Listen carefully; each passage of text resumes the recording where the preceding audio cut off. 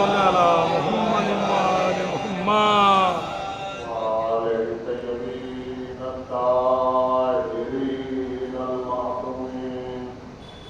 أما بعد فقد قال تبارك وتعالى في كتابه المجيد والفرقان الحميد وهو أصدق الصادقين. بسم الله الرحمن الرحيم. وما محمد إلا رسول. صلوات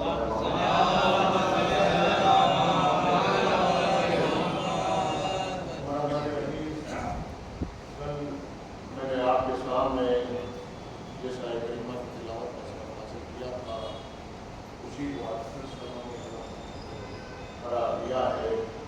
سورہ آل عمران کی 144 نمبر کی آیت کریمہ کا ایک جز ہے جس میں پروردگار عالم اپنے حبیب کا یوں تعارف کرا رہا ہے کہ محمد کچھ نہیں ہے سوائے اللہ کے رسول کے. تو کل میں نے آپ کی خدمت میں عرض کیا تھا کہ اگر آیت کریمہ نے پیغمبر کی رسالت کا کوئی وقت معین کیا ہوتا، کوئی جگہ معین کی ہوتی، کوئی کیفیت معین کی ہوتی، تو اس کے معنی یہ تھے کہ پیغمبر اس وقت تک اللہ کے رسول ہے اور اس کے بعد اللہ کے رسول نہیں ہے. مثلا سوتے ہیں تو اللہ کے رسول نہیں ہوتے ہیں، جاگتے ہیں تو اللہ کے رسول ہوتے ہیں، جب میدان جہاد میں ہوتے ہیں تو اللہ کے رسول ہوتے ہیں، حالت امن میں ہے تو اللہ کے رسول نہیں ہے، جب مسجد میں ہوتے ہیں تو اللہ کے رسول ہوتے ہیں، جب گھر میں ہوتے ہیں تو اللہ کے رسول نہیں ہوتے. اسی تصور کو ختم کرنے کے لیے کہ ہماری زندگی کے دوہرے پیمانے ہیں، اس لیے کہ ہم گھر سے باہر اٹھاؤ ہوتے ہیں، گھر کے اندر ہمارے ذاتی رشتے شروع ہوتے ہیں جو اللہ کل معلوم تھے اور جن کے ذہن کے اندر گفتگو ہے. اللہ نے پیغمبر کا یوں تعارف کرایا کہ وہ کچھ نہیں ہے سوائے اللہ کے رسول کے. یعنی نہ کوئی وقت معین ہے، نہ کوئی جگہ معین ہے، نہ کوئی کیفیت معین ہے. تو اس کے معنی یہ ہے کہ یہ ہر وقت اللہ کا رسول ہے، ہر موقع پر اللہ کا رسول ہے، ہر کیفیت میں اللہ کا رسول ہے. تو جب ہر وقت اللہ کا رسول ہے، ہر لمحہ اللہ کا رسول ہے، سوئے تو اللہ کا رسول ہے، جاگے تو اللہ کا رسول ہے، مسجد میں ہو تو اللہ کا رسول ہے، میدان میں ہو تو اللہ کا رسول ہے، گھر میں ہو تو اللہ کا رسول ہے. تو اس کے معنی یہ ہے کہ اس کی زندگی کا کوئی لمحہ رسالت سے خالی نہیں ہے، اس لیے کہ ہر وقت اللہ کا رسول ہے. تو اس کے ہر وقت کے کام پر رسالت کی مہر لگی ہوئی ہے. یعنی اگر سوتے میں ہوگا تو رسالت کی کیفیت میں ہوگا، جاگتے میں ہوگا تو اللہ کے رسول کی حیثیت سے ہوگا. تو ہم مجھے کہنے دیجیے کہ اس کی زندگی کے جتنے کام ہوں گے رسول کی حیثیت سے ہوں گے. وہ اگر صلح کرے گا تو رسول کی حیثیت سے کرے گا، جنگ کرے گا تو رسول کی حیثیت سے کرے گا، کسی کو دیکھ کر خوش ہوگا تو اللہ کے رسول کی حیثیت سے ہوگا، کسی کو دیکھ کر غصہ ہوگا تو اللہ کے رسول کی حیثیت سے ہوگا، کسی کو کوئی سورہ تلاوت کے لیے دے کر دے دے گا تو اللہ کے رسول کی حیثیت سے دے دے گا، اگر نااہل بتا کر واپس لے لے تو اللہ کے رسول کی حیثیت سے ہوگا. اگر یہ پیغمبر کسی کو قریب بلائے گا تو اللہ کے رسول کی حیثیت سے بلائے گا، قریب سے اٹھائے گا تو اللہ کے رسول کی حیثیت سے ہوگا.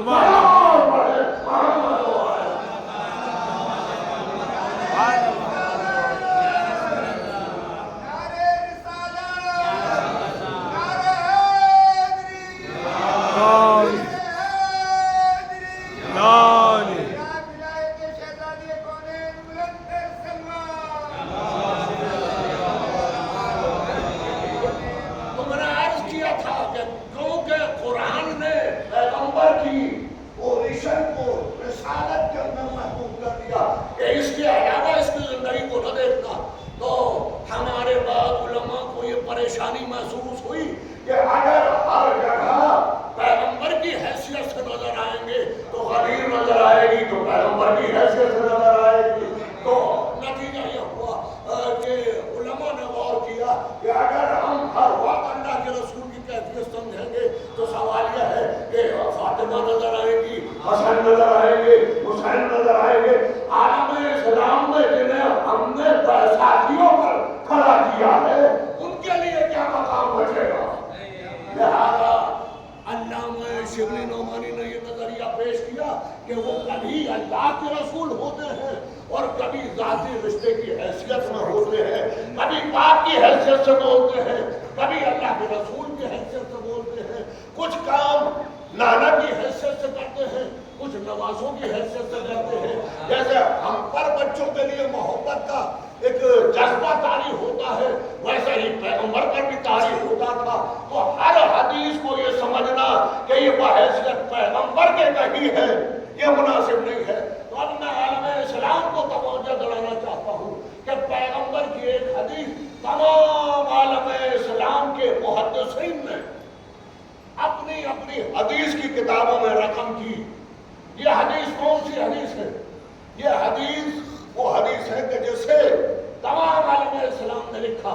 ترمذی شریف کے اندر ملے گی، بخاری شریف میں ملے گی، مسلم میں ملے گی۔ جتنے اسکول آف تھاٹ ہے عالم اسلام میں، ہر محدث نے لکھا۔ ایک بڑی معروف حدیث ہے، اس لیے کہ حدیثوں کا بھی ایک معاملہ یہ ہے کہ جو حدیثیں ہمارے مطلب کی ہیں انہیں ہم نے قبول کر لیا، جو ہمارے مفادات کے خلاف ہوتی ہیں تو علماء یہ کہتے ہیں کہ یہ تو ضعیف ہے، اس کے راوی ضعیف ہے۔ مگر جو بہت کم حدیثیں ایسی ہیں کہ جو مسلم بین الفریقین کہلاتی ہیں، یعنی عالم اسلام میں کوئی ایک فرقہ ایسا نہیں ہے کہ جو ان حدیثوں کو نہ مانتا ہو۔ تو میں ایک حدیث عالم اسلام کی پیش کروں آپ کی خدمت میں، مسلم بین الفریقین حدیث۔ یہ پیغمبر نے فرمایا حسین منی وانا من الحسین۔ تو اب علامہ شبلی نعمانی سے یہ پوچھئے کہ یہ نانا کی حیثیت سے کہا ہے یا رسول کی حیثیت سے کہا؟ کیا کہنے یہ مجھے بتایا جائے کہ یہ نانا کی حیثیت سے کہا یا رسول کی حیثیت سے کہا۔ لیکن حدیث کے دو ٹکڑے ہیں، ایک ٹکڑا ہے حسین منی، ایک ٹکڑا ہے وانا من الحسین۔ حسین منی یعنی حسین مجھ سے ہے، وانا من الحسین اور میں حسین سے ہوں۔ ابھی تو اگر یہ سمجھا بھی جائے کہ یہ بحیثیت نانا کے کہا ہے تو صرف حدیث کا پہلا ٹکڑا نانا کی حیثیت سے ہوگا۔ پہلا ٹکڑا حسین منی، اس لیے کہ ہر نواسے کا وجود نانا کی وجہ سے ہو سکتا ہے، لیکن جو دوسرا ٹکڑا ہے وہ وانا من الحسین۔ دنیا میں کون ایسا ہے جو یہ کہے کہ میرا وجود میرے نواسے کی وجہ سے ہے؟ تو عزیزان گرامی ماننا پڑے گا کہ یہ پیغمبر نے بحیثیت رسول کے کہا۔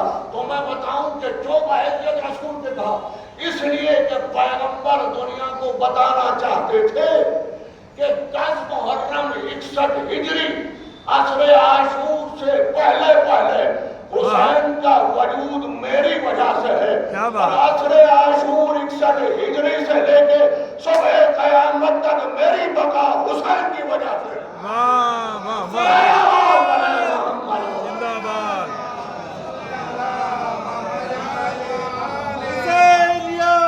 زندہ باد زندہ باد زندہ باد۔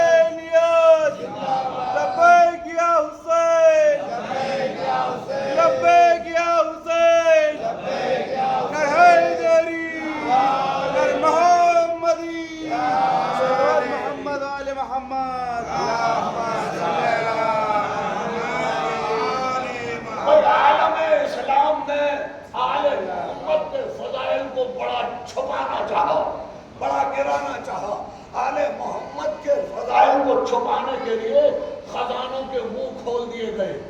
آل محمد کے فضائل کو چھپانے کے لیے تمام حکومتوں نے اپنی کاوشیں کی۔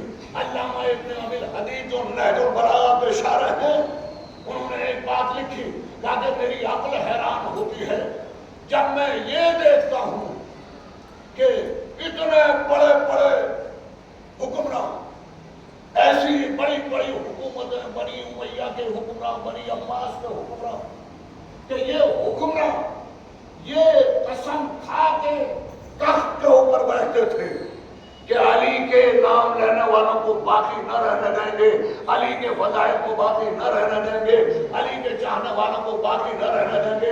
وہ یہ کہتے ہیں کہ میری تو عقل حیران ہو جاتی ہے جب میں یہ دیکھتا ہوں کہ وہ حکومتیں آج باقی نہیں ہیں، وہ حکومتیں آج باقی نہیں ہیں، اور وہ حکومتوں کے دعوے دار کے جو یہ کہتے تھے کہ علی کا نام باقی نہ رہنے دیں گے، وہ کہتے ہیں کہ علی اور اولاد علی کا نام آج بھی دنیا میں چھایا ہوا نظر آ رہا ہے۔ وہ کہتے ہیں کہ میری عقل حیران ہوتی ہے کہ آخر وجہ کیا ہے، اور خود ہی پھر وہ اس مسئلے کو سالو کرتے ہیں۔ وہ کہتے ہیں کہ شاید اس کی وجہ یہ ہے کہ علی اور اولاد علی نے دین کو بچانے کے لیے بڑی خدمات انجام دی ہے، لہذا اللہ نے انہیں یہ انعام عطا کیا ہے کہ اللہ ان کے ذکر کو کبھی مٹنے نہ دے گا۔ میں ابن ابی حدید کی روح سے معافی کے ساتھ کہنا چاہتا ہوں کہ یہ اللہ کا انعام نہیں ہے، یہ اللہ کا وعدہ ہے۔ فاذکرونی اذکرکم، تو میرے ذکر کو بلند کرنا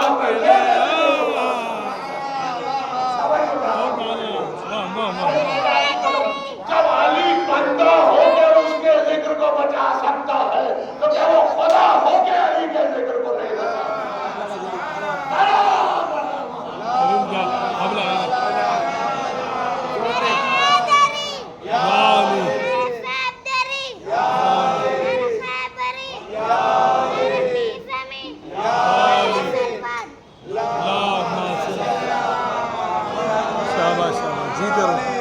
خدا کی قسم تاریخ کی کتابوں میں وہ نام تو باقی رہ گئے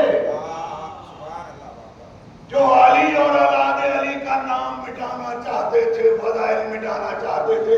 زمین کے خطے پر قبروں کے نشان باقی نہیں ہے۔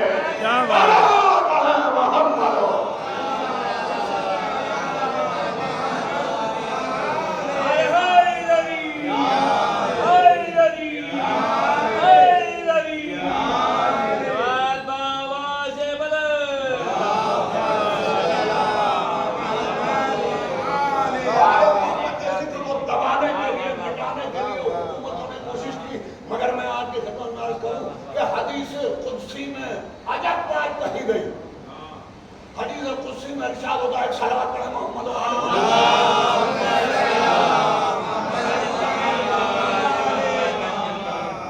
کہ اہل بیت رسالت کے معدن ہیں۔ حدیث کے ساتھ جو آپ پڑھتے ہیں، اہل بیت معدن الرسالہ، اہل بیت رسالت کی کان ہے۔ اب میں آپ سے سوال کرتا ہوں کہ یہ جو آپ پڑھتے ہیں کہ اہل بیت رسالت کی کان ہے، کبھی آپ نے اس پر غور کیا؟ بھائی ہونا تو یہ چاہیے تھا کہ رسالت اہل بیت کی کان ہے۔ کیوں؟ اس لیے کہ علی آپ کو کہاں سے ملے؟ رسول کی گود سے علی ملے یا علی کی گود سے رسول ملے؟ فاطمہ رسول کی گود سے ملی یا فاطمہ کی گود سے رسول ملے؟ حسنین کی گود سے رسول ملے یا رسول کی گود سے حسنین ملے؟ تو ہونا تو یہ چاہیے تھا کہ رسالت اہل بیت کی کام ہے، مگر حدیث قدسی، اب وقت نہیں ہے کہ میں حدیث قدسی اور حدیث کے اندر فرق واضح کر سکوں کہ حدیث قدسی میں ارشاد ہوتا ہے، حدیث قدسی بالکل قرآن کی آیتوں کی طرح ہے، یعنی اللہ نے جو ساری باتیں قرآن نے نہیں کہی ہیں وہ حدیث قدسی کے اندر کہی ہے، یعنی اس کے اپنے الفاظ ہیں۔ حدیث وہ ہے کہ جہاں پیغمبر اپنے الفاظ میں اللہ کی بات کہتے ہیں، مگر قدسی وہ ہے کہ جہاں اللہ نے اپنے الفاظ میں بات کہی ہے۔ تو اللہ کہتا ہے کہ اہل بیت رسالت کی کان ہے۔ اس کے معنی آپ سمجھے؟ اس کے معنی یہ ہے کہ رسالت کو اگر آپ پانا چاہتے ہیں تو جب تک اہل بیت تک نہیں آئیں گے رسالت تک پہنچ نہیں سکتے۔ صلوات ہے محمد علیہ۔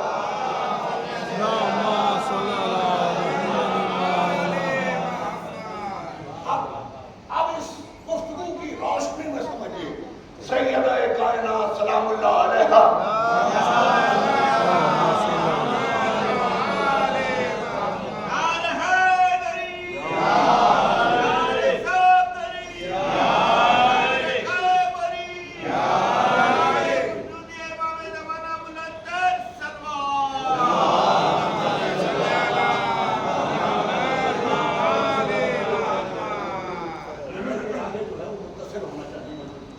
آواز بلند صلوات پڑھیں محمد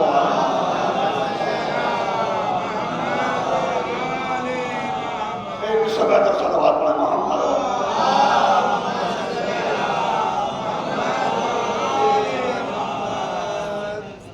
عالم اسلام نے حضرت فاطمہ کے حالات کو چھپانے کے لیے پورا زور لگایا اور میں آپ کی خدمت میں عرض کروں کہ حضرت فاطمہ کے سارے حالات ہم تک نہیں پہنچ سکتے جو کچھ پہنچے ہیں وہ حالات وہ ہیں کہ جہاں عقل حیران ہو جاتی ہے اس لیے کہ جہاں امام حسن عسکری علیہ السلام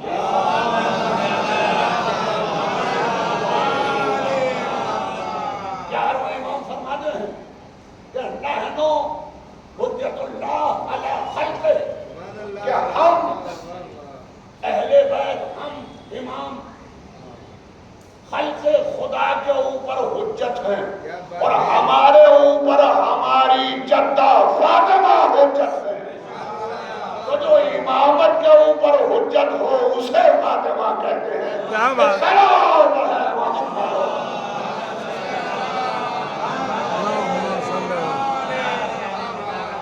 اور خدا کی قسم مقام کیا ہے مقام سنیے کہ ابو بصیر مولا کے پاس بیٹھے ہوئے ہیں امام صادق علیہ السلام کا زمانہ ہے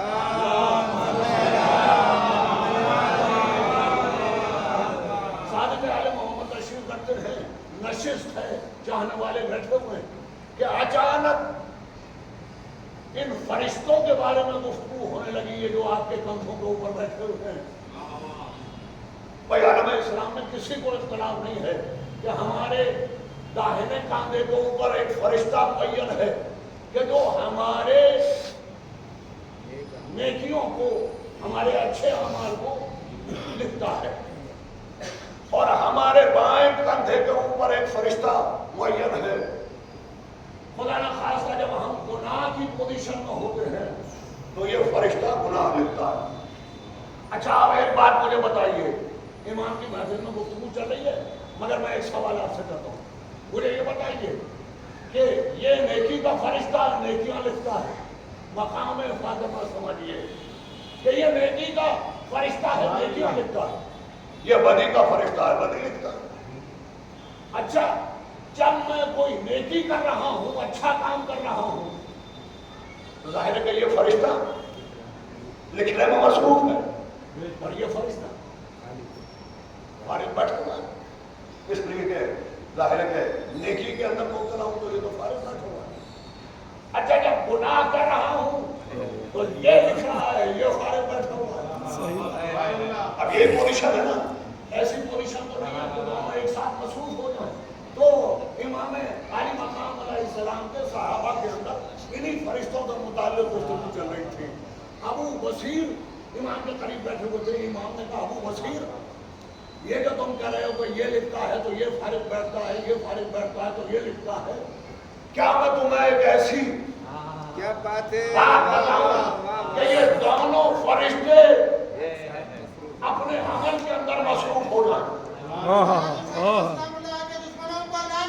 بے شمار تو حضرت ابو بصیر نے کہا کہ مولا ضرور وہ عمل بتائیے مگر سوال یہ ہے کہ ایسا ممکن کیسے ہے اس لیے کہ جب انسان نیکی کرے گا تو گناہ نہیں کرے گا گناہ کرے گا تو نیکی نہیں کرے گا آپ کہہ رہے ہیں کہ یہ دونوں ایک ساتھ ایک کاموں میں مصروف ہو جائے آگے ایک عمل ایسا ہے کہ ان دونوں کو کام میں مصروف کر دیتا ہے کام مولا بتائیے کاسو جب میری جدہ کے دشمنوں پر کوئی لعنت کرتا ہے تو یہ نیکیاں لکھنے لگتا ہے یہ گناہ مٹانے لگتا ہے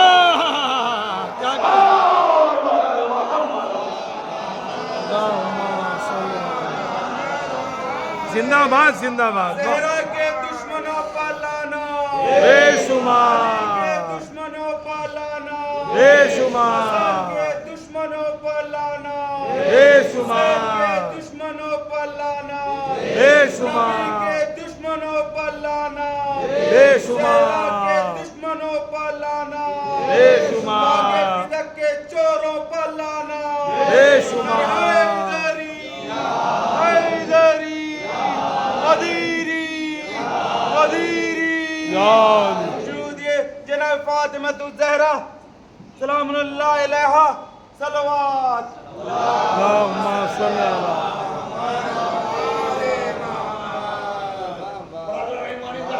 دو مجلسوں کے اندر حضرت فاطمہ کی ذات کے اوپر گفتگو نہیں ہو سکتی. ظاہر ہے کہ وہ تو وہ ہے کہ جن کا حق بہت بڑے علماء نہیں ادا کر سکتے, کہ جن کا حق جو ولی ہے وہ ادا نہیں کر سکتے, اس لیے کہ وہ راز ہے اللہ کا, اور راز وہ ہے کہ جو کوئی سمجھ نہیں سکتا. تو جب سمجھ نہیں سکتا تو ان کی ولا کیا کر سکتا ہے. دو مجلسیں اور وقت بھی زیادہ ہو گیا ہے, اور میں ذرا جلدی آگے نکلنا چاہتا ہوں, اس لیے میں چاہتا ہوں کہ کم سے کم وقت کے اندر زیادہ سے زیادہ گفتگو کر سکوں. تو میں جلدی جلدی آگے بڑھوں گا, اور اگر آپ کا ذہن مجھ سے ہم آہنگ ہوتا رہا تو انشاءاللہ کچھ خوبصورت نتیجہ لے کے جاؤں گا. ایک بار والے بلند صلوات پڑھنا وہاں.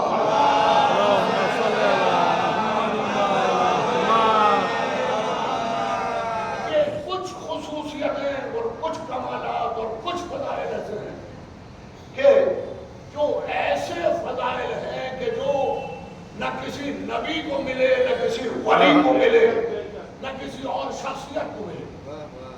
اور وہ فضائل اور کمالات بہت سارے ہیں, ظاہر سب پہ گنجائش نہیں ہے, جتنے میں پڑھ سکوں گا. پہلا کمال اور پہلی فضیلت یہ ہے کہ دنیا کے اندر جتنے لوگ آئے سب اپنے بزرگوں کے اسلاف اور ارحام سے منتقل ہو گئے. کوئی ایسا شخص نہیں ہے, یہاں تک کہ جتنے انبیاء دنیا کے اندر آئے ان کے لیے بھی یہ کہا گیا کہ وہ پاک اسلاف اور پاک ارحام میں رکھے گئے. یہاں تک کہ معصومین علیہ السلام, امام علیہ السلام, وہ بھی اسلاف اور ارحام میں رکھے گئے, طاہر اسلاف اور ارحام میں. دنیا میں نہ کوئی نبی ایسا ہے, نہ ولی ایسا ہے, نہ کوئی قطب ایسا ہے, نہ ابدال ایسا ہے کہ جو براہ راست آ گیا ہو. سب کو اسلاف اور ارحام میں سے آنا پڑا, مگر میری شہزادی فاطمہ کا مقام یہ ہے کہ کسی کے اسلاف و ارحام میں یہ جرأت نہ تھی کہ عصمت فاطمہ کا بول برداشت کر سکے. کیا کہنے, واہ واہ واہ. دنیا کے اندر اکیلی ہستی حضرت فاطمہ کی ہے کہ براہ راست پیغمبر کے صلب میں اتارا گیا. اللهم صل على محمد وآل محمد.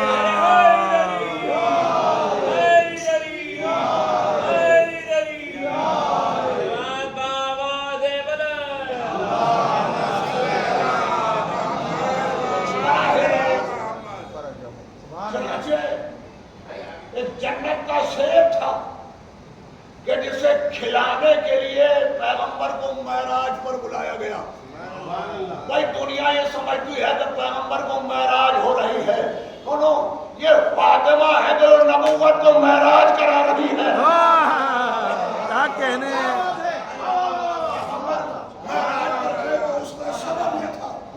پیغمبر کو ایک سیب کھلایا گیا اور نور فاطمہ پیغمبر کے صلب میں منتقل ہوا. ایک صلوات ہے وہاں.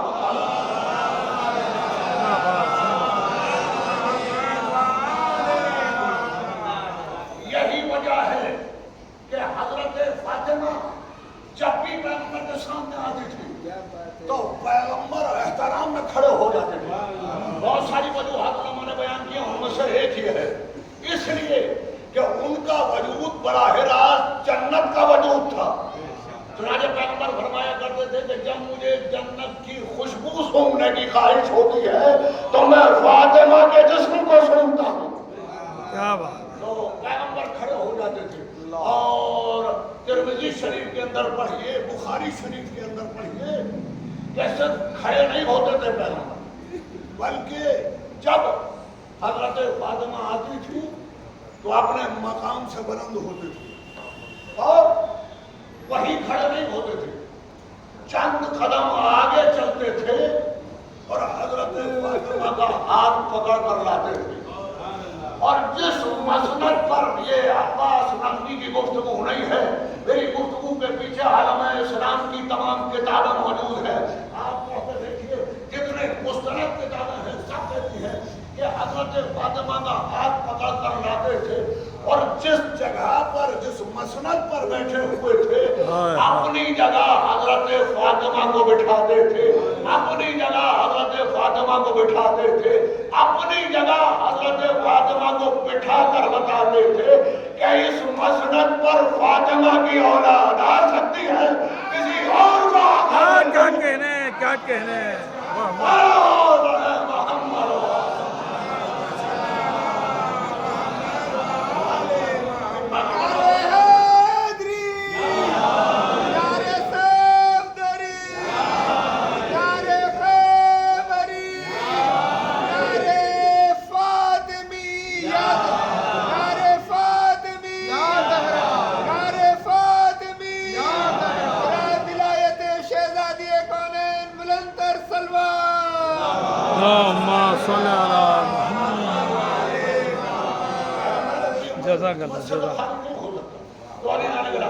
दूसरी शाहजादी की खुसूसियत यह है कि अल्लामा मुहद्दिस दहलवी लिखते हैं, अब्दुल अजीज मुहद्दिस दहलवी, इसलिए कि दो मुहद्दिस हैं, एक इनके बेटे और एक ये।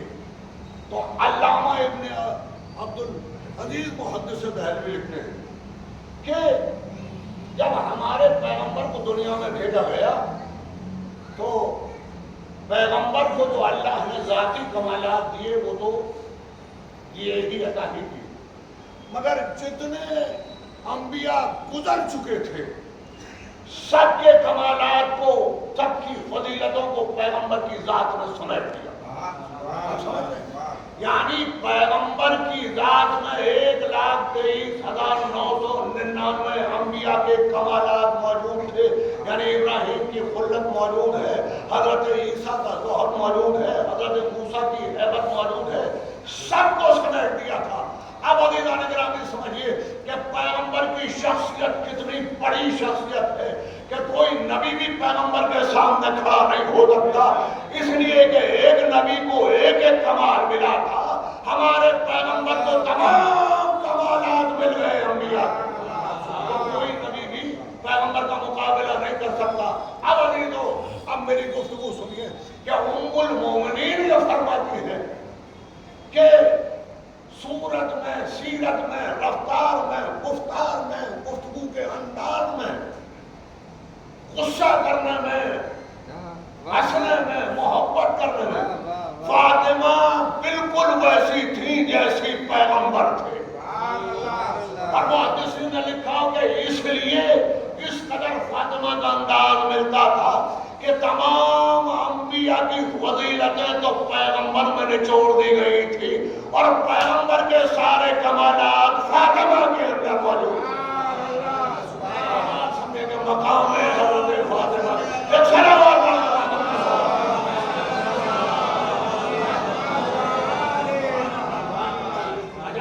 दायरा तो मैंने कहा कि 3-4 कमालात जितने मुझसे मुमकिन हो सकेंगे, जानने में वक्त में गुंजाइश नहीं है। एक बड़ी फजीलत जनाब फातिमा सलामुल्लाह अलैहा की है कि देखिए दुनिया में जितनी शादियां होती सब शादियां दायरे के जमीन के ऊपर हो। अब कहा जाता है कि आसमान के ऊपर रिश्ते तय हो जाते हैं, मगर मेरा अपना ख्याल ये है कि अगर आसमान पर रिश्ते तय होते तो ये तलाक़ें दुनिया के अंदर क्यों होती? अच्छा, तय होते होंगे रिश्ते, मगर ऐसा कोई पूरे आलम इंसानियत के अंदर हस्ती नहीं है कि जिसका निकाह जमीन पर भी हुआ हो, आसमान पर भी हुआ हो। वाह। हज़रत फातिमा सलामुल्लाह अलैहा की जात को है कि आपका निकाह जमीन पर भी हुआ, आसमान पर भी हुआ। अब जमीन के निकाह की बात सुनिए, इसमें एक मैसेज है, ये मजलिस का मैसेज है। अभी तो जमीन का निकाह क्या है? जमीन का निकाह यह है कि जब हज़रत अली ने आपकी ख्वाहिश की तो पैगंबर ने कहा आलम इस्लाम का मुत्तफ़क़ का फैसला है, तमाम सीरत उठा के पढ़िए, सुन लीजिए। पैगंबर ने कहा तुम्हारे दुनिया से तुम्हारे पास है क्या महर अदा करने के लिए? तो जिस महर को हम बड़ा हल्का समझ लेते हैं, पैगंबर पहली मंजिल में पूछ रहे हैं कि ये बताओ कि हमारे दुनिया में तुम्हारे पास है क्या महर अदा करने के लिए? तो हज़रत अली ने कहा कि एक घोड़ा है, एक तलवार है, एक ज़रा है, مال دنیا صحیح ہے میرے پاس. اب پیغمبر کا فیصلہ سنیے. پیغمبر فرماتے ہیں کہ گھوڑے کی تو تمہیں ضرورت ہے, اس لیے ظاہر ہے کہ سفر کرتے ہو, جہاد کرتے ہو. تلوار کی بھی تمہیں ضرورت ہے, اس لیے جہاد, میدان جہاد میں جاتے ہو. ہاں البتہ ذرا کی تمہیں ضرورت نہیں ہے. اب میرا سوال یہ ہے کہ میدان میں ہرانے والا تلوار بھی ساتھ لاتا ہے اور ذرا پہن کر بھی آتا ہے. بھائی نبوت کا بھروسہ امامت پر دیکھیے. کیا کہنے ہیں, تلوار تو تمہیں چاہیے, ذرا نہیں چاہیے. یہ نبوت کا بھروسہ امامت کے اوپر ہے کہ تم تو سامنے والے پر ضرب لگا سکتے ہو, سامنے والا تم پر ضرب نہیں لگا سکتا. یہ جو تلوار ہے اس کی بھی ضرورت ہے. ہاں پتہ ذرا کی تمہیں ضرورت نہیں ہے تو ذرا کو بھیج دو اور فاطمہ تو میں کرا کرتا ہوں. چنانچہ وہ تمام واقعات آپ کو سنوں میں, میرا میسیج تو اس سے آگے ہے کہ ساس تو ذرا ہمیں جتنے میں وہ ذرا دکھی بولائی کائنات کی, اور جب وہ ذرا بک گئی تو پیغمبر نے آدھے سے حضرت فاطمہ کا جہیز خریدنے کے لیے حضرت سلمان سے کہا کہ بازار سے جہیز خرید لاؤ. چادر اور مٹی کے برتن, چکی, وہ سب آپ کے ذہن کے اندر ہے, ہم نے ادھر نہیں جانا. اور آدھے سے پیغمبر نے کھانے کا اہتمام فرمایا. آپ سمجھ رہے ہیں, کیسے سمجھ رہے ہیں کہ شریعت اسلام میں بیٹی والے کے اوپر ایک کپ چائے کا بھی بوجھ نہیں رکھا گیا. کبھی غور کیجئے کہ ہم نے شادیوں کو کہاں پہنچا دیا, ہم نے شریعت کو کہاں پہنچا دیا, ہم نے معاشرے کے اوپر, بیٹی والے کے اوپر کتنا بوجھ رکھ دیا. شریعت اسلام میں بیٹی والے کے اوپر ایک کپ چائے کا بوجھ بھی اسلام نے نہیں رکھا. پیغمبر نے ذرا بکوا کر مہر ادا کرایا. مہر سے آدھے سے جہیز خریدا گیا, آدھے سے کھانے کا انتظام ہوا. اب دنیا کے اندر جسے بھی جہیز کی ضرورت ہو جو لمبی فہرست بنا کر دی جاتی ہے کہ ہمیں کار چاہیے, ہمیں فریج چاہیے, ہمیں یہ چاہیے, ہمیں وہ چاہیے, تو ہر جہیز کے طالب کو یہ چاہیے کہ جتنا اسے جہیز چاہیے اتنا دگنا مہر ادا کر دے, اس لیے کہ یہی سیرت رسول ہے.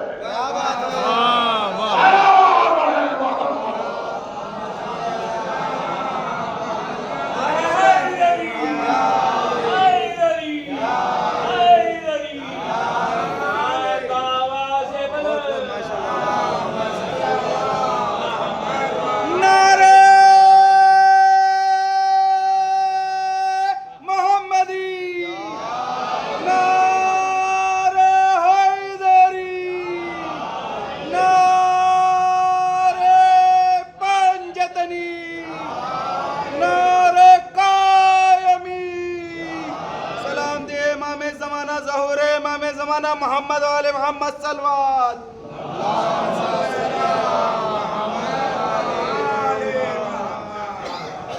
اکیلی ہستی ہے حضرت فاطمہ کہ جن کا نکاح زمین پر بھی پڑھا گیا, آسمان پر بھی پڑھا گیا. اچھا زمین کا تو میں نے بتا دیا کہ مہر کیا, علی نے اپنی ذرا بیچی, مہر ادا کیا. آسمان پر جو نکاح پڑھا گیا, یہ عباس نقوی کا خطاب نہیں ہے, حضرت شیخ عباس قمی جن کی مفاتیح الجناح آپ کے گھروں کے اندر موجود ہے اور پڑھتے ہیں, انہوں نے باقاعدہ کتاب لکھی ہے سفینۃ البحار. یہ بحار الانوار کی جو حدیثیں ہیں تو وہ جو بے ترتیب حدیثیں ہیں انہوں نے تمام ترتیب سے, یعنی الف اور بے حروف تہجی کے حساب سے انہوں نے جمع کیا ہے. وہ ہے حضرت شیخ عباس قمی, انہوں نے لکھی ہے سفینۃ البحار. سفینۃ البحار میں لکھتے ہیں کہ جب حضرت علی کا نکاح آسمان پر پڑھا جانے لگا تو اللہ نے کہا کہ یا علی مہر کے اندر کیا ادا کرو گے. تو ایک مرتبہ علی نے کہا کہ میں مہر میں کیا ادا کروں پروردگار عالم, تو کہا کہ مہر میں فاطمہ کے یہ ادا کرو. دیکھیے وہ زمین کا مہر تھا کہ جو کتنا آسان رکھا گیا تھا, اب یہ آسمان کا مہر سنیے. شیخ عباس قمی لکھتے ہیں کہ ایک ندا آئی کہ فاطمہ کا مہر یہ ہے کہ زمین کا 1/3 حصہ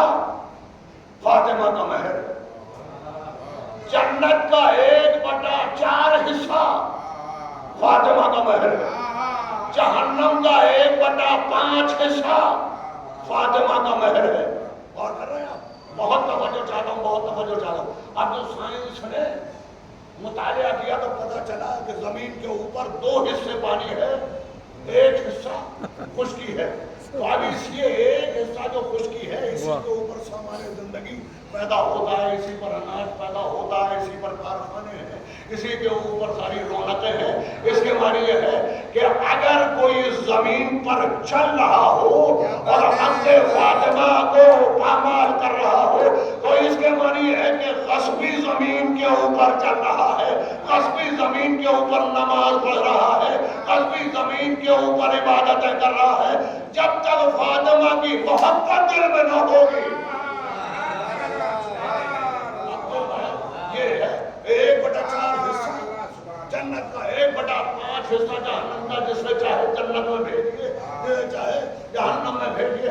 اچھا میں ایک بات آپ سے عرض کروں کہ پیغمبر نے کہا کہ مہر میں کیا ادا کرو گے؟ کہا کہ میرے پاس تو مال دنیا سے ہے، کہا کہ ذرا بیچ ڈالو۔ بہت توجہ جہاں پہنچانا چاہتا ہوں آپ کے دماغ کو۔ تو کیوں پیغمبر نے کہا کہ ذرا بیچ ڈالو؟ اس لیے کہ ہمیشہ مہر جو ادا کیا جاتا ہے وہ اپنی پراپرٹی سے کیا جاتا ہے۔ اور اگر آپ کے ذہن میں ہو جائے اپنے پراپرٹی سے، تو اس کے معنی ہے کہ اگر اللہ کہہ رہا ہے کہ 1/3 حصہ فاطمہ کا مہر ادا کرو، 1/4 حصہ جنت کا ادا کرو، 1/5 حصہ جہنم کا، تو اس کے معنی ہے کہ زمین اللہ کی ہے مگر علی کے اختیار میں ہے، جنت اللہ کی ہے مگر علی کا اختیار ہے، جہنم اللہ کا ہے مگر علی کا اختیار ہے۔ ایک سلام پڑھے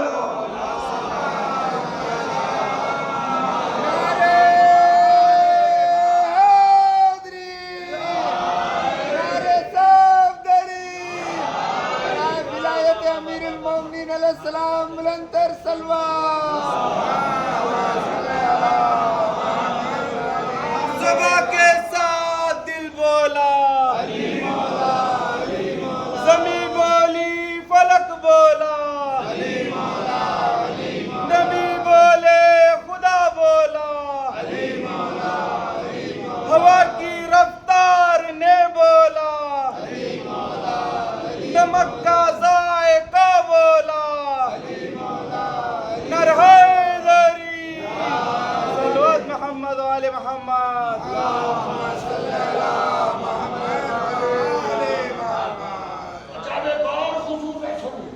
کہ انبیاء جتنے دنیا کے اندر آئے، قرآن پڑھتے ہیں آپ ماشاءاللہ صاحب، قرآن کرنے والے ترجمے کے ساتھ قرآن پڑھتے ہیں کہ تمام انبیاء جن کی تاریخ ہمیں معلوم ہے، ان انبیاء نے ہمیشہ امت سے یہ کہا کہ ہمیں تم سے اجر رسالت نہیں چاہیے، ہمارا اجر تو اللہ کے پاس ہے، مگر پیغمبر سے یہ کہا گیا قُلْ لَا أَسْأَلُكُمْ عَلَيْهِ أَجْرًا إِلَّا الْمَوَدَّةَ فِي الْقُرْبَىٰ۔ اے پیغمبر ان سے کہیے کہ یہ آپ کے قرابت داروں کا حق ادا کریں۔ شاید اس سے آگے گفتگو ممکن نہ ہو پائے گی۔ اگر آپ نے پورے ہم آہنگی کے ساتھ یہ گفتگو سن لی اور میں اپنے مولا کے کرم سے اگر منتقل کر پایا تو گفتگو کا پیغام مکمل ہو جائے گا۔ ایک باوالِ بلند صلوات پڑھیں محمد۔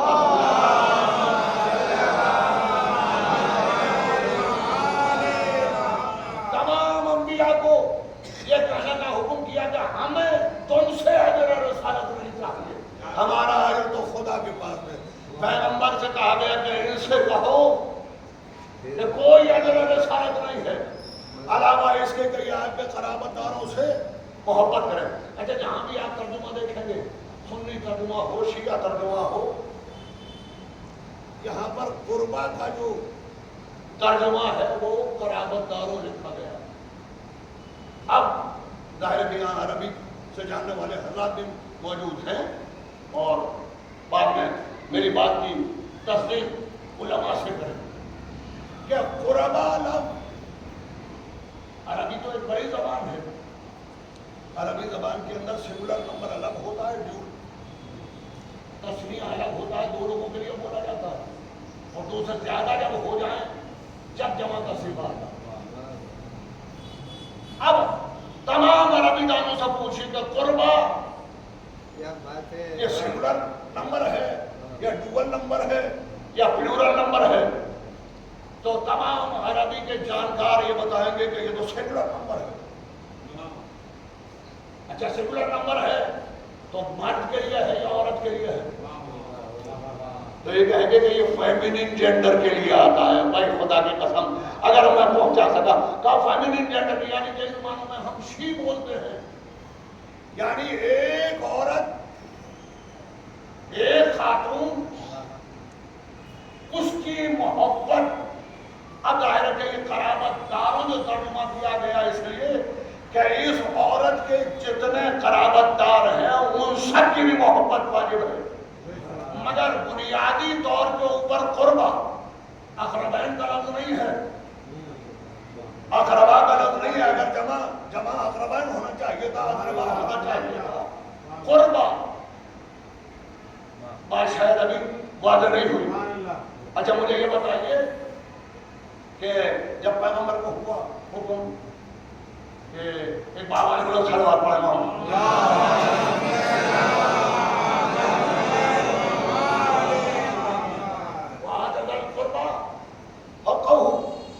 قرابت داروں کو اپنا حق ادا کر دیجیے.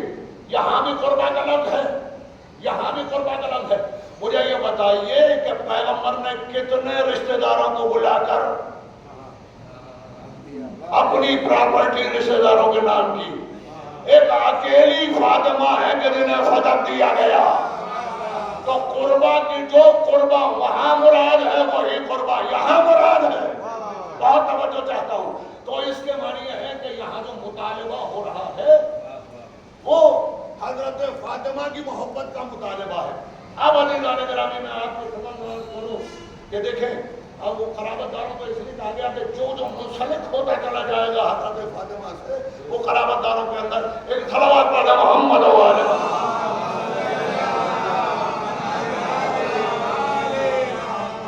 بھائی. یہی وجہ ہے کہ جب آیہ تطہیر نازل ہوئی اور کہا گیا کہ ہم نے اہل بیت سے رجس کو دور کر دیا، اہل بیت سے رجس کو اہل بیت سے دور رکھیں گے، ہم نے ارادہ کر لیا. تو مجھے تاریخ کے اندر یہ نظر آیا بھئی اہل بیت کون؟ اہل بیت کو بتانے کے لیے تو پیغمبر نے باقاعدہ اس لیے کہ پیغمبر جانتے تھے کہ اہل بیت کے اندر بہت سارے لوگ شامل کیے جائیں گے. بھائی لہذا لوگوں نے آج بھی عالم اسلام کے اندر بات ہوتی ہے کہ ازواج مطہرات بھی تو اہل بیت ہیں. بھائی سنیے، اگر ازواج مطہرات کو اہل بیت کے اندر شامل کرنا ہے تو شرط کیا ہے اہل بیت میں شامل ہونے کی؟ کہ رزق ان کے قریب نہیں آتا. قرآن انہیں ڈانٹتا نہیں ہے، قرآن انہیں پھٹکارتا نہیں ہے. اگر کسی کو شوق ہے اہل بیت بننے کا تو پہلے سورہ تحریم سے اپنی ڈانٹ کو نکالے. سورہ تحریم نے کہا کہ پیغمبر کی بیویوں کے دل ٹیڑھے ہو گئے ہیں، تو جن کے دل ٹیڑھے ہو وہ اہل بیت میں شامل نہیں ہوتا.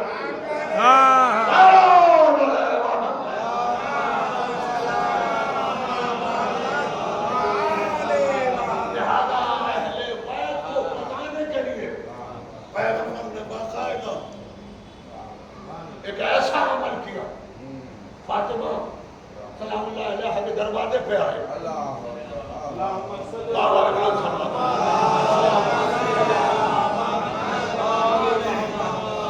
شہزادی کے دروازے پر آئے.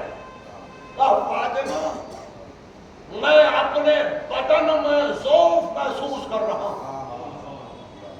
بھائی یہ پیغمبر ہے، جسم نہیں کہا بدن کہا ہے، اس لیے کہ جسم وہ ہوتا ہے کہ جہاں سر سے پیر تک پورے مکمل جسم کو کہا جائے. بدن وہ ہوتا ہے جہاں سر الگ ہوتا ہے، سر سے نیچے کا حصہ بدن کہلاتا ہے. یعنی پیغمبر نے بتا دیا کہ رسالت کے جسم میں تو ذوق آ سکتا ہے، ذہن میں ذوق نہیں آ سکتا. محمد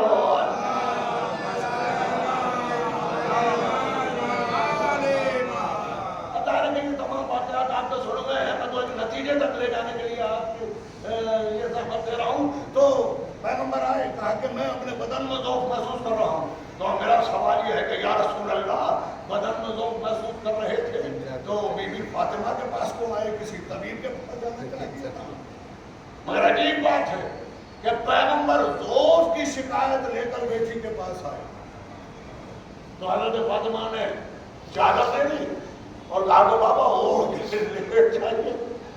اب مجھے اور زیادہ تعجب ہوا, بھائی ذوف کی شکایت کر رہے ہیں تو گھر میں جو کچھ موجود تھا, دودھ ہوتا, جو کی روٹی ہوتی, کھجور ہوتے, حضرت فاطمہ کو لا کے دینا چاہیے تھا. مگر یہ ذوف کرنے کی عجیب ترکیب ہے کہ حضرت فاطمہ نے اپنی چادر دے دی اور کہا کہ اس کو اوڑھ کر لیٹ جائیے.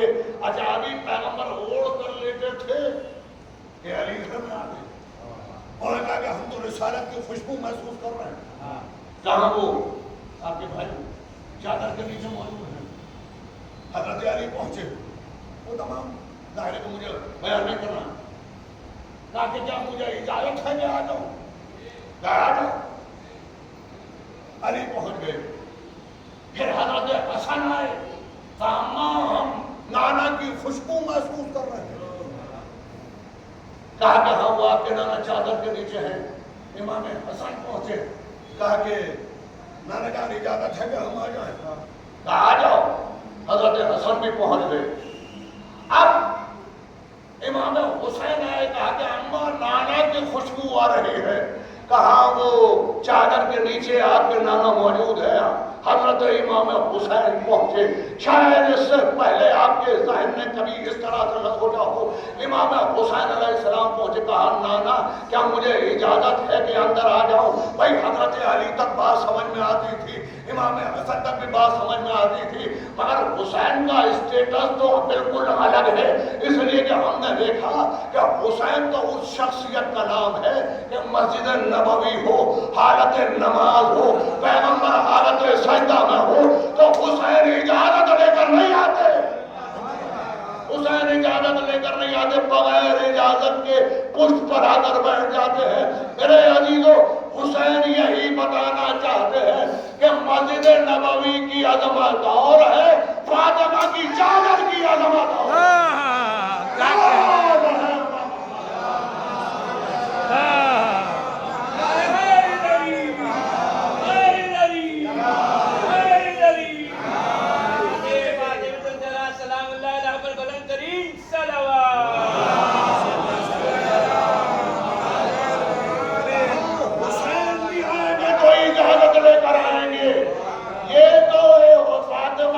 چادر کی عظمت ہے. فاطمہ کا مقام کون جانے گا؟ بابا نے بلانے صلوات پڑھے گا. لبیک یا زہرا, لبیک یا زہرا, لبیک یا حسین, لبیک یا حسین, لبیک یا حسن, لبیک یا علی, لبیک یا نبی, نر محمدی, نر حیدری, نر پنجتنی, خوشنودی شہزادی کونین محمد والے محمد صلوات. عزیزان ملت, چادر کے نیچے سب جمع ہو گئے تو حضرت فاطمہ آئی. بابا کیا مجھے بھی اجازت ہے؟ کہا کہ یہ تمہاری ہی تو چادر ہے, آ جاؤ فاطمہ. حضرت فاطمہ بھی تشریف لے آئی. جب یہ منظر حضرت جبریل نے دیکھا آسمان سے تو اللہ سے کہا چادر کے نیچے کون ہے؟ ہمارے دامن وقت میں زیادہ گنجائش نہیں ہے, یہ مطالب آپ کے سنے ہوئے ہیں. میں تو کچھ اور عرض کرنا چاہ رہا ہوں کہ ایک مرتبہ جبریل نے یہ منظر دیکھا تو کہا کہ یا اللہ چادر کے نیچے کون ہے؟ ارے روز تو آ کے چکی پیستے ہو, آج پہچان نہیں رہے ہو. روز تو آ کر سلام کرتے ہو, آج پہچان نہیں رہے ہو. نہیں یہ بات نہیں ہے. تو پھر پوچھا حضرت جبریل نے, میں بتاؤں آپ کو پوچھا حضرت موسیٰ کے ہاتھ میں عصا تھا. حضرت موسیٰ کے ہاتھ میں عصا تھا. اللہ نے پوچھا موسیٰ یہ تمہارے ہاتھ میں کیا ہے؟ بیٹھا چاہتا ہوں, کیا اللہ جانتا نہیں تھا کہ موسیٰ کے ہاتھ میں عصا ہے؟ مگر اللہ کو معلوم تھا کہ موسیٰ کو عصا 'عصا' سے بڑی محبت ہے.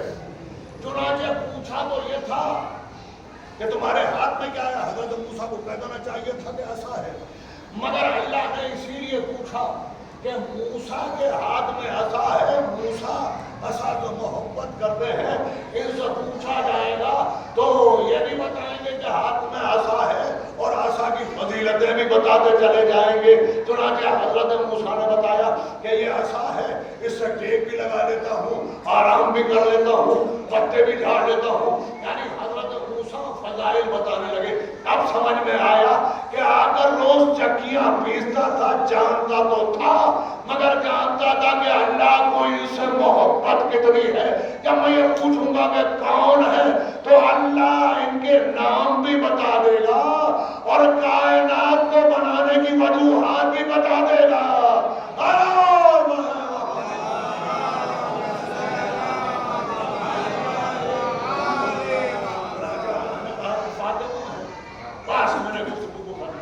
فاطمہ ہے، وہ ابوہا ان کے بابا ہیں، وہ بالوہا ان کے شوہر ہیں، وہ بنوہا۔ بس میں نے یہاں تک آپ کو نمبر دیا۔ ابوہا فاطمہ ہے، ان کے بابا ہیں، وہ بالوہا ان کے شوہر ہیں، وہ بنوہا۔ اور یہ بنوہا کیا ہے؟ ظاہر ہے کہ ہر شخص کہے گا کہ بیٹوں کے لیے، بیٹوں کے لیے۔ میں نے ابھی آپ کی خدمت میں عرض کیا کہ عربی کے اندر سنگولر نمبر اور ہے، اگر ایک ہے تو واحد سنگولر نمبر، اگر دو ہیں تو تسریہ کا صیغہ استعمال ہوتا ہے، دو سے زیادہ ہو جائیں تو جمع کا صیغہ استعمال ہوتا ہے۔ بھائی چادر کے نیچے تو دو بچے تھے، ہماری آنکھ تو دو بچوں کو دیکھ رہی ہے، تو کہنا یہ چاہیے تھا کہ فاطمہ ہیں، ان کے بابا ہیں، ان کے شوہر ہیں اور ان کے دو بیٹے ہیں، ابنین آنا چاہیے تھا۔ بنوہا ہے جمع کا صیغہ۔ یا اللہ، یہ جمع کا صیغہ تو ہماری نگاہیں تو دو بچوں کو دیکھ رہی ہے، یہ جمع کا صیغہ تو استعمال کر دیا کہ یہ بتانے کے لیے کہ چادر کے نیچے تو دو ہیں مگر ابھی جو آنے والے ہیں وہ بھی چادر کی طہارت کے اندر شامل ہیں۔ فاطمہ کے جتنے بچے ہیں کہ وہ چلو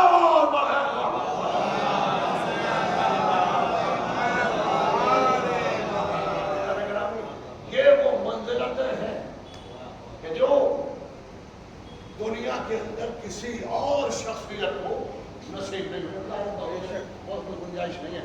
ہمیں حضرت فاطمہ کی سیرت کو کسی افسانے کی طرح نہیں سننا، بلکہ ہمیں حضرت فاطمہ کی سیرت کو اور ان کے پیغامات کو اپنی زندگی کے اندر رچانا اور بسانا، یہی سیرت کا پیغام ہے۔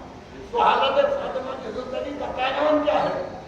عزیزوں آپ دیکھیں کہ حضرت فاطمہ ظاہر کے دامن وقت میں گنجائش نہیں ہے۔ حضرت فاطمہ وہ ہیں کہ آپ ملاحظہ فرمائیں کہ شہزادی کی زندگی کا جو پیغام ہے وہ یہ ہے کہ شہزادی نے اپنی پوری زندگی دفاع کیا ولایت علی بن ابی طالب کا، اور دفاع کرتے ہوئے جان دے دی حضرت فاطمہ زہرا۔ میں آپ کی خدمت میں ظاہر کا وقت نہیں مل سکا کہ میں فجر کے بارے میں کچھ عرض کرتا، اور خطبہ فجر، ظاہر کا فجر جو ہم نے سنا خطبہ فجر اتنی بڑی چیز ہے۔ خطبہ فجر کے جیسا علماء نے نہج البلاغہ کہا ہے۔ حضرت علی کے خطبے تو بعد میں دنیا کے سامنے آئے، پہلا خطبہ جو ہے وہ حضرت فاطمہ کا، اور حضرت فاطمہ کے اس خطبے کے اندر امام صادق علیہ السلام فرماتے ہیں، اللہم صلی علی محمد، صادق عالم محمد فرماتے ہیں کہ ہمارے گھرانے کے بچے اس لیے بلیغ ہوتے ہیں، بلاغت اور فصاحت ان کے اندر اس لیے ہوتی ہے کہ ہم انہیں اپنی جدہ کا خطبہ حفظ کراتے ہیں۔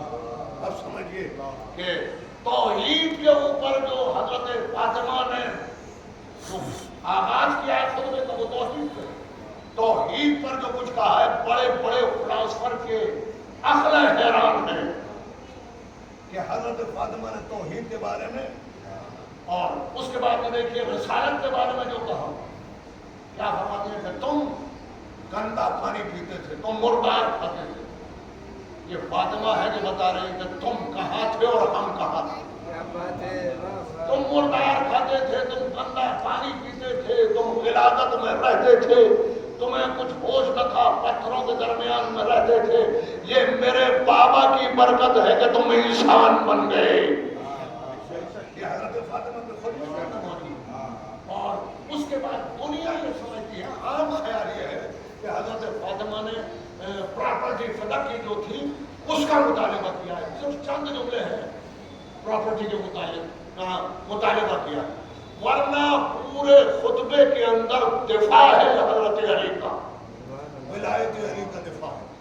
پورا خطبہ پڑھیے اور دیکھیے کہ کس طرح سے کس شان سے بیوی نے حضرت علی کا دفاع کیا، اور یہی وہ دفاع ہے جس طرح سے امام حسین علیہ السلام کی شہادت کی خبر پیغمبر اسلام نے سب کو بتا دی تھی، اسی طرح سے حضرت علی کو بھی بتایا تھا کہ یا علی میرے بعد تمہارے اوپر ایک ایسا دور آئے گا کہ جہاں تمہیں بڑا صبر کرنا ہوگا۔ یا علی اس وقت تمہیں بڑے حوصلے اور استقلال اور صبر سے کام لینا۔ امام حسن علیہ السلام کے لیے پیغمبر نے تمام حالات کو بتا دیا۔ حضرت فاطمہ کو بتا دیا تھا کہ بیٹی میرے بعد تمہارے اوپر بڑا صبر ہے، اس لیے کہ یہ امت اس کا خیال نہیں کرے گی کہ اللہ کا رسول اس دروازے کے اوپر آ کر سلام کیا کرتا تھا۔ بیٹی بڑا سخت ہوتا ہے، اے بیٹی اے میرے لال، اللہ کے دین کے لیے صبر کرنا۔ اور اس کے بعد جناب فاطمہ، اب میں کیا عرض کروں کہ میں عرض کرنا چاہتا تھا، مگر ظاہر ہے کہ دامن وقت میں گنجائش نہیں ہے کہ لوگ یہ سوال کرتے ہیں کہ بھئی علی کے ہوتے ہوئے یہ واقعہ کیسے گزر گیا، علی تو شیر خدا تھے، علی تو اتنے بڑے جڑی تھے۔ تو مقصد عالم اسلام کا یہ ہوتا ہے کہ یہ واقعہ جھوٹا ہے، علی کے ہوتے ہوئے ایسا ہو نہیں سکتا۔ جو لوگ یہ کہتے ہیں کہ علی کے ہوتے ہوئے یہ واقعہ ہو کیسے گیا، میں ان سر پلٹ کر یہ کہتا ہوں کہ اللہ کے ہوتے ہوئے حضرت زکریا ذبح کیسے ہو گئے۔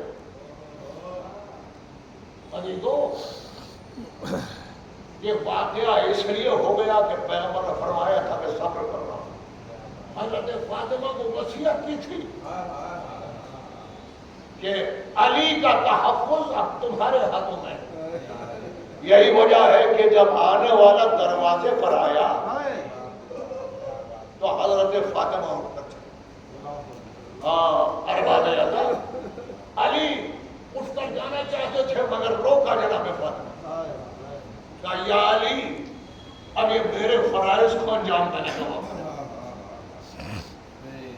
میں نے ابھی ایک کتاب کا حوالہ آپ کے ساتھ میں دیا تھا، سفینۃ البحار کا، اس کا ایک منظر میرے ذہن کے اندر اور میرے دماغ کے اندر اس وقت ربط مسائل کے لیے آ رہا کہ جس وقت علامہ شیخ مفید نے بھی یہ واقعہ لکھا ہے، اس روایت کو لکھا ہے، حضرت عباس قمی نے بھی لکھا ہے، جناب دوسری نے بھی لکھا ہے، سب نے یہ لکھا ہے کہ جس وقت روز محشر جنت اور جہنم کا فیصلہ ہو جائے گا، جنت والے جنت کی طرف جا رہے ہوں گے، جہنم والے جہنم کی طرف جا رہے ہوں گے، فیصلہ ہو گیا۔ اب انہیں جہنم جانے سے کوئی روک نہیں سکتا، اس لیے کہ ان کے اعمال اس قابل نہیں ہیں کہ یہ جنت میں جائیں، فیصلہ ہو گیا۔ اور جنت جانے والے خوشی خوشی جنت کی طرف جا رہے ہوں گے، اور جہنم والے فریاد کرتے ہوئے جہنم کی طرف چلیں گے، فرشتے تھکیلتے ہوئے لے جائیں گے، کیا آواز قدرت آئے گی رکو، وہیں پر فرشتے رک جائیں گے، یہ جانے والے رک جائیں گے، آواز آئے گی کہ نور کا منبر نصب کر دو، ایک نورانی ممبر نصب کیا جائے گا. پھر آواز آئے گی کہاں ہے رسول کی بیٹی فاطمہ؟ شہزادی کون کائنات کی ملکہ کہاں ہے؟ حضرت فاطمہ کو لایا جائے. چنانچہ حضرت فاطمہ کو لایا جائے گا. کس انداز سے لایا جائے گا کہ آگے فرشتے ہوں گے، پیچھے فرشتے ہوں گے، حوران جنت ہوں گی، بہترین لباس جنت پہنے ہوں گے. اور اس کے بعد حضرت فاطمہ کو نور کے ممبر کے اوپر بٹھایا جائے گا. شہزادی نور کے ممبر پر آ کر بیٹھیں گی. اب ندا آئے گی کہ اب جہنم والوں کو جہنم کی طرف لے جاؤ. چنانچہ جہنم والے حضرت فاطمہ کے سامنے سے جہنم کی طرف لے جائے جا رہے ہوں گے کہ ایک مرتبہ حضرت فاطمہ جو اس منظر سے ابھی تک بڑی خوش مطمئن تھی کہ چہرے کے اوپر آثار ملال نمودار ہوں گے، اور ایک مرتبہ آواز دیں گی اے پالنے والے تم نے میرا نام فاطمہ رکھا، یہ تو تیرا رکھا ہوا نام ہے، اور یہ نام تو نے میرا اس لیے رکھا کہ فاطمہ کے معنی ہے نارے جہنم سے آزاد کرانے والی، جہنم کی آگ سے آزاد کرانے والی. آواز آئے گی ہاں آپ کا نام فاطمہ ہے، ہاں آپ جہنم کی آگ سے آزاد کرانے والی ہے. کہے گی کہ پالنے والے تیرا وعدہ تھا کہ مجھے شفاعت کی ذمہ داری دی گئی ہے، تیرا وعدہ تھا کہ مجھے شفاعت کا دامن بنایا جائے گا. کہاں فاطمہ سلام اللہ علیہ، آپ کو ہم نے شفاعت کا ضامن قرار دیا، آپ شفیع روز جزا ہیں. حضرت فاطمہ کہیں گی تو وہ جو جہنم والوں میں جا رہا ہے وہ تو میرے حسین کا ماتم کیا کرتا تھا، وہ جو دست جا رہا ہے وہ جو میری ٹوٹی ہوئی پسلیوں کا تذکرہ سنتا تھا تو اپنا چہرہ پیٹ لیا کرتا تھا. وہ جو جہنم والوں میں جا رہا ہے جب وہ میرے محسن کا تذکرہ سنتا تھا تو چیخ مار کر رویا کرتا تھا. اے پالنے والے یہ سب میرے بچے کے چاہنے والے ہیں. آواز آئے گی اے شہزادی آپ اتریے ممبر سے اور جس کو چاہے شفاعت کی اپنی ذمہ داری دے دیجیے. حضرت فاطمہ آئے گی اور علماء کے الفاظ یہ ہیں کہ اس طرح سے اپنے شیعوں کو چن لیں گی کہ جیسے ایک طائر عمدہ دانوں کو چن لیتا ہے، اپنے سارے چاہنے والوں کو لے آئیں گی. بس میں نے گفتگو کو ختم کر دیا. آپ نے دیکھا یہ اللہ کا دربار تھا کہ جہاں حضرت فاطمہ کے لیے نور کا ممبر لگایا گیا، اور وہ مسلمانوں کا دربار تھا جہاں رسول کی بیٹی ٹوٹی ہوئی پسند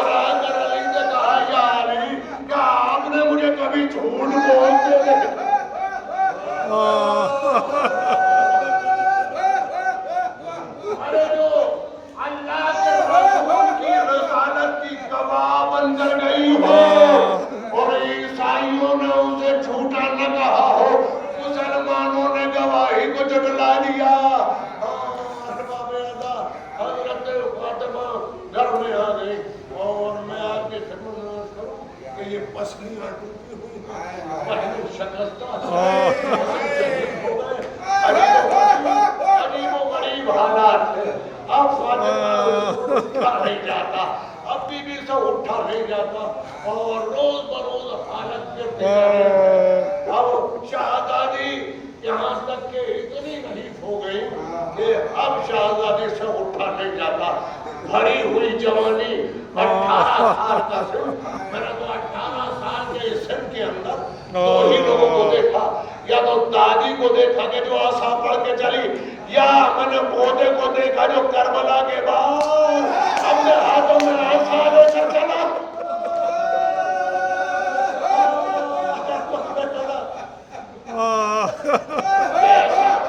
کیسا صدمہ, دربار میں جھٹلا دیے جانے کا, دربار میں کھڑے ہو کر یہ جملے کہے, اعلموا انی فاطمہ, اعلموا انی فاطمہ, ارے مجھے پہچانو فاطمہ ہوں. غربت تو دیکھیے آپ, فاطمہ فرما رہی ہیں کہ مجھے پہچانو میں فاطمہ ہوں. ارے میں وہی ہوں کہ جس کے دروازے پر وقت کا پیغمبر کھڑے ہو کر اجازت مانگا کرتا تھا. ارے میں وہی فاطمہ ہوں کہ جس کے لیے پیغمبر اٹھ جایا کرتا تھا. اے مسلمانوں, ابھی تو میرے بابا کا کفن بھی میلا نہیں ہوا.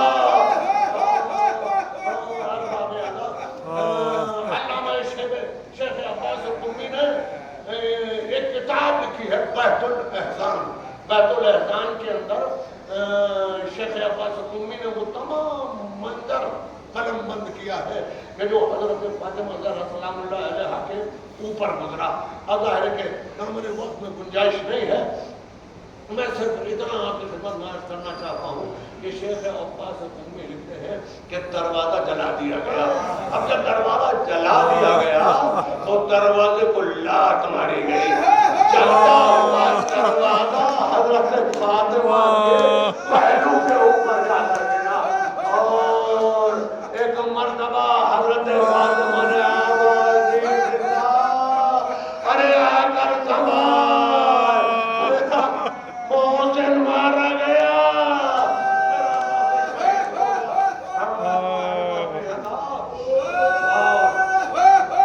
یہ ہے حضرت فاطمہ کا وہ واقعہ کہ جو ابھی زخمی حالت میں ہے, پسلیاں شکستہ ہو گئی, اور ملائم گھر کے اندر آ گئے, حضرت علی کو گرفتار کر کے لے گئے. جب حضرت فاطمہ اٹھی تو پہلا جملہ حضرت فضہ سے یہ کہا کہ یہ بتا کہ علی کہاں ہے. کہا علی کو تو گرفتار کر کے لے گئے. ارباب اعلیٰ جیسے ہی یہ سنا اپنا زخم بھول گئی, ٹوٹی ہوئی پسلیوں سے فضہ کے کندھے پر ہاتھ رکھا, مجھے لے کے چل. راستے میں پہنچی, حضرت علی کو لے کے جایا جا رہا تھا.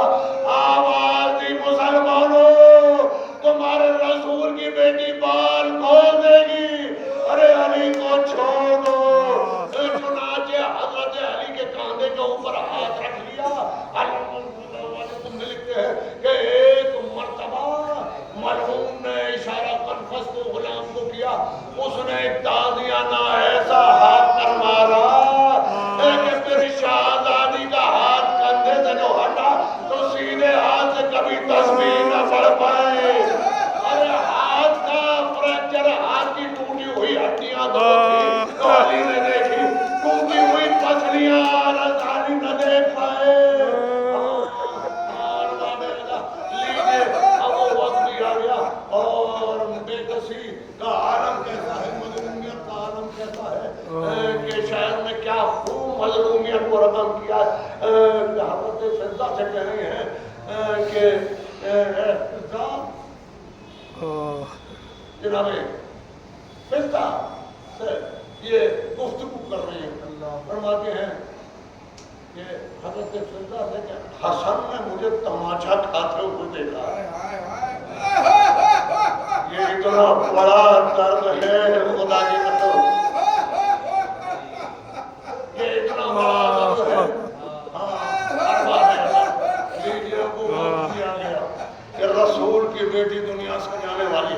بس اللہ مرحوم محمد احسن صاحب کے درجات کو بلند فرمائے کہ انہوں نے اپنی پوری زندگی مداحی اہل بیت کے اندر گزاری, اور اور پروردگار عالم اس مجلس کے ذریعے سے ان کے درجات کو اور بلند فرمائے.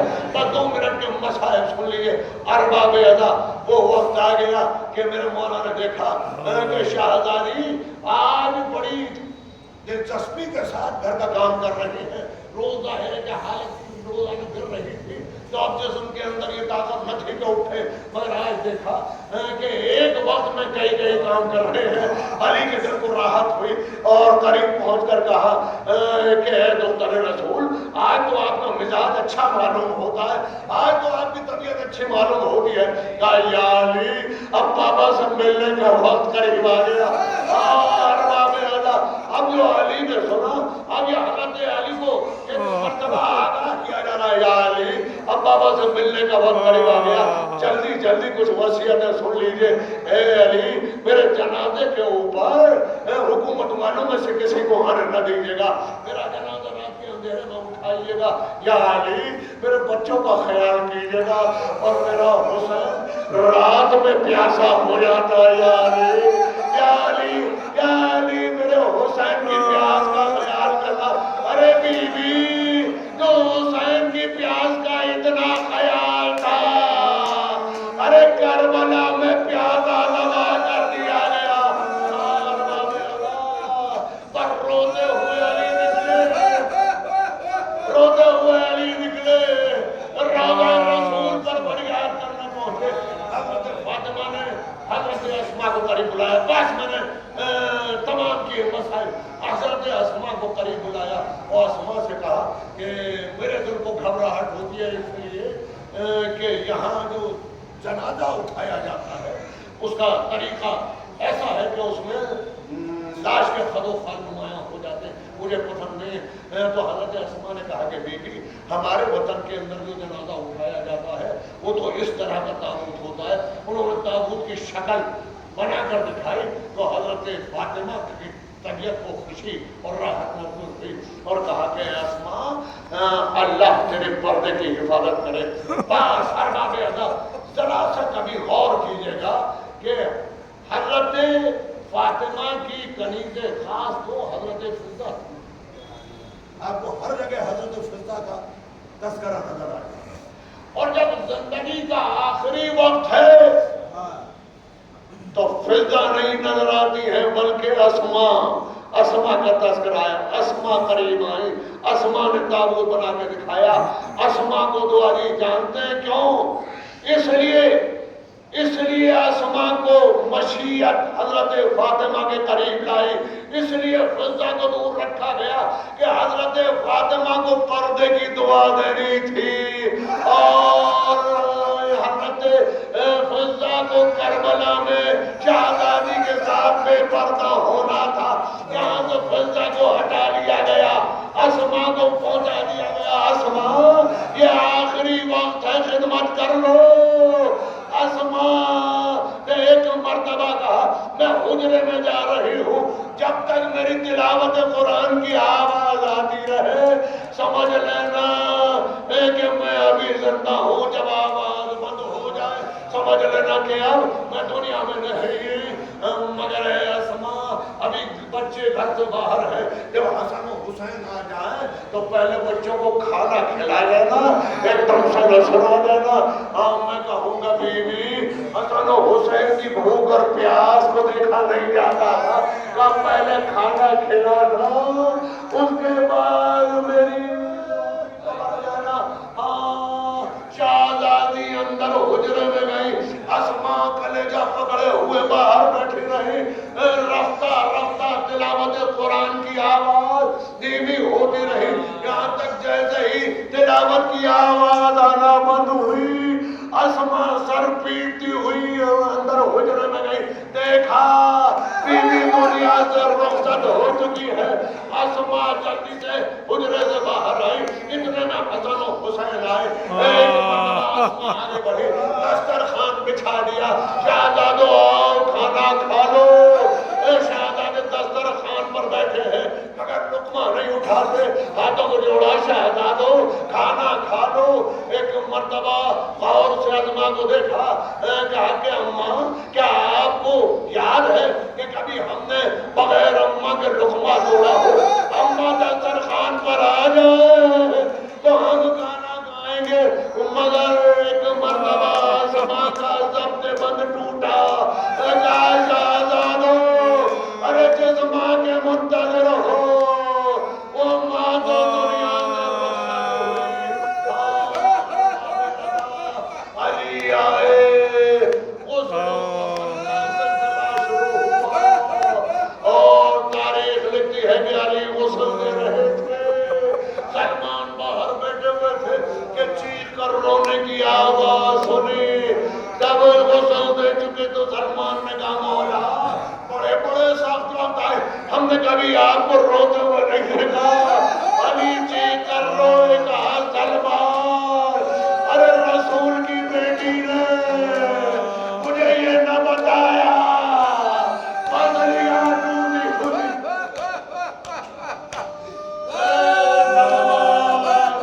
ارے رسول کی بیٹی پہ کیا گزر گئی، اور کفن پہنایا گیا، جنازہ تیار ہوا، جب جنازہ تیار ہو گیا تو علی نے آواز دی زینب آؤ اماں سے ملو، حضرت زینب آئی، ام کلثوم آئی، حسن بیٹا آؤ اماں سے ملو، ارباب ادا علماء تحریر فرماتے ہیں کہ وہ ہستی ہے کہ موت و حیات پر جس کا اختیار اس طرح سے ہے کہ ایک مرتبہ امام حسن بھی آئے مگر امام حسین دور کھڑے ہوئے ہیں، ایک مرتبہ علی نے کہا بیٹا آؤ کیا اماں سے رخصت نہ ہو گئے، کہا بابا جب تک اماں خود نہ بلائیں گی ہم اماں کے قریب نہ جائیں گے، ایک مرتبہ بندے کفن ٹوٹے، کفن سے تو ہاتھ نکلے، اے اماں، ایک مرتبہ حسین دوڑ کے گئے، ماں کے سینے سے لگ گئے، اماں آج آپ نے بلایا تو حسین آ گیا، کل حسین کربلا میں بلائے تو اے اماں حسین